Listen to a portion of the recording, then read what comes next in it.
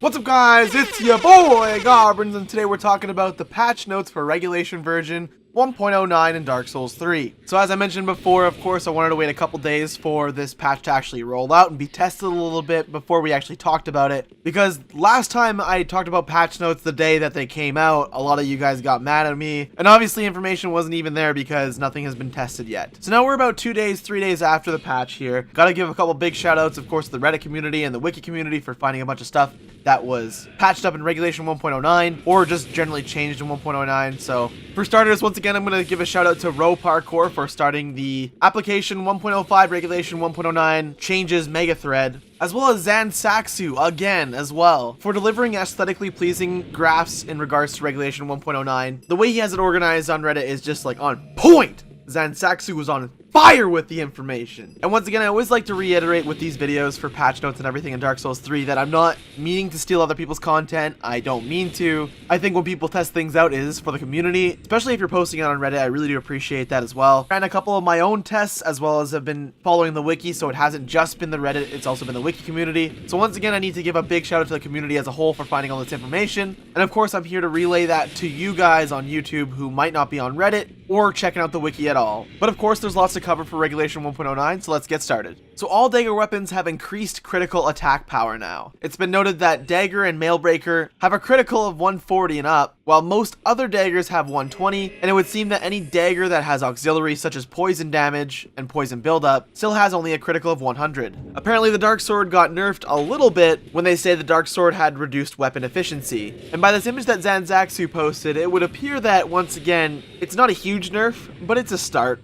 I guess. I think it could have been better, but that's okay. Henri's straight sword has reduced scaling effects now. It would just appear that it doesn't scale as good off luck as it used to, but testing it myself, it does still have pretty good bleed damage and health regen on it. I don't really notice the difference at all, but it would appear that it is slightly reduced for its scaling effects, but like not even that much. Maybe I'm testing it wrong, I don't know, but from what I could tell, I didn't notice a difference. They added face scaling to Wolnir's Holy Sword and adjusted weapon efficiency accordingly. The Crescent Moon Sword got intelligence scaling and adjusted weapon efficiency as well. And Morden's Great Hammer also has faith scaling and has adjusted weapon efficiency as well. Saxu tested it at 50 strength and 40 faith, and it looks like it does some pretty good raw damage. Lothric's Holy Sword also got faith scaling and its adjusted weapon efficiency accordingly. So it's to be noted that the weapons that received faith scaling had decreased physical scaling, and it added faith scaling.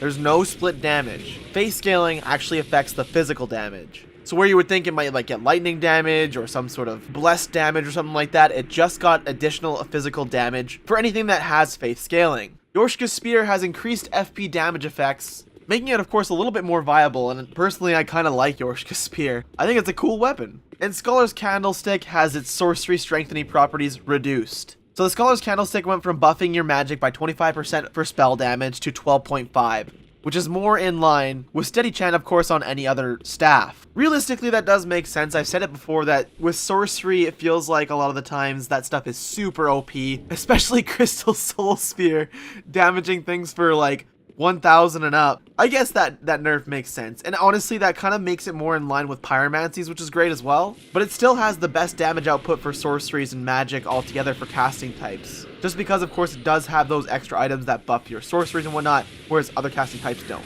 If you guys of course are interested in seeing what the best casting type is, please refer to my video where I compare all the counter casting types. Demon's Fist had its weight reduced from 8 to 5.5, like, sure, okay. And the Great Sword of Judgment also had its attack power increased. So Saxu actually threw together a really quick little weapon scaling graph that you guys can see here that just briefly goes over the new scaling and everything for the weapons that have faith and intelligence scaling now. It's honestly really nice to see buffs on Wolnir's Holy Sword and Crescent Moon Sword because, once again, they're weapons that should have had faith scaling to begin with but never did. Actually, the majority of these are, such as Lothric's Holy Sword. I remember I transposed that just so I could, you know, play around and fuck around with the faith damage, only to find out that it had no faith scaling, but now it does. Regulation 1.09 was awesome. Now while we're still talking weapons, Hazel's Pick also had its intelligence scaling increased, and apparently got a 12.5% increase in magic damage, which is fantastic. Now the next one reads, all shield piercing weapons have added shield piercing properties to regular attacks. Once again, as you guys can see from a little grid put together by Saxu here are all the weapons that got that additional bit of shield penetration through its moveset, which, you know, things like Dark Drift.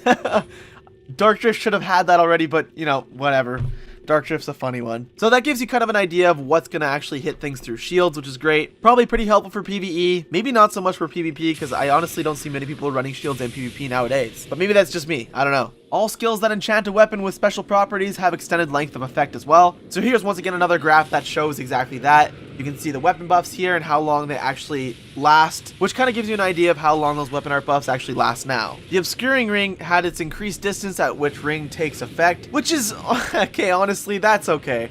I agree with that one. The reason I agree with that one too is because you could throw on the obscuring ring like almost right in front of someone, and yeah, sometimes they just wouldn't be there. It feels like they're like 5 steps ahead of you and you just can't see them. So I want to say that's a pretty viable nerf there. And the Hornet Ring had adjusted efficiency with a lot of things. The boosting criticals would appear to be different for every single weapon, which needs to be further tested. It would appear that the Hornet Ring's damage in PvE has remained unchanged, so we can assume that it probably is only for PvP. Once again, it varies depending on the weapon completely, so definitely run some tests for yourself if you want to check out if your favorite weapon has been affected by the Hornet Ring adjustment.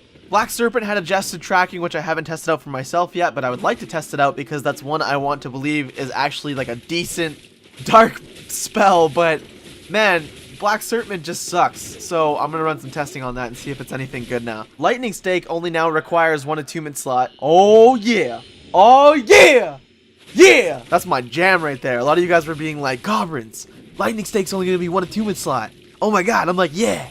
Yeah, I know, man. Yeah. Magic Barrier and Great Magic Barrier have an extended length of effect. It's a pretty significant extension in effect as well. You'll notice when you have it on, it seems that it lasts a lot longer. The Divine Pillars of Light have increased attack power, which was definitely necessary. It was, like I said, fantastic for staggering people and launching them in the air. But then what? When you actually hit them with that, it's like it doesn't seem to be that great. But now that's different. Now it might be a little bit more viable in PvP and in PvE. And White Dragon Breath has reduced stamina consumption, which is once again a fantastic change. All bug pellet items have an extended length of effect. They got extended from 60 seconds to 120 seconds for its duration. And of course they finish it off on their most vague patch note ever, which is address other game balance issues and fix other flaws.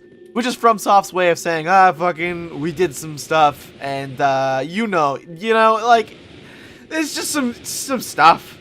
You know, like, it's nothing to even bother mentioning. But this time, it is to bother mentioning. Blessed Weapon's regeneration was buffed to be about twice as strong, and the Blessed Weapon buff appearance has been changed to be more like that one that the Lothric Knights cast, as Roparkour has stated in his thread. So that's something. You know, like, you can't just tell me that, like, hey, I'm gonna do Blessed Weapon buff, and it just is gonna look not, like, completely normal. Instead, my blade's, like, shining and shit. Oh, see, that's a change. That's definitely a change. That's not just like a game balance thing or like a thing that you're like, whatever. Yo, that's like a sick, like I noticed those things. I'm all about the aesthetic.